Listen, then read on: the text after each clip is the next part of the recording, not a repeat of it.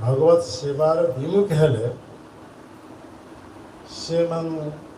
को ये जगत को पठा दिए जड़ जगत को तेणु महाशंकर से निज को विस्तार कर ले महाविष्णु रूप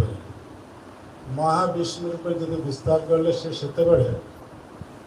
बद्ध जीव जो मैंने भगवान के सेवार विमुख होती से ये महाविष्णु शरीर संचारित कर महाविष्णु कारण समुद्र साहित्य अवस्था अच्छा तेणु बद्ध जीव मान पुणी संस्कार करी केमिति भगवान आर को फेरी जीवे से लगी से जड़ प्रकृति प्रति ईक्षण कर तो जड़ प्रकृति प्रति ईक्षण अर्थात महाविष्णु डायरेक्ट मायार सहित मिलित होती नहीं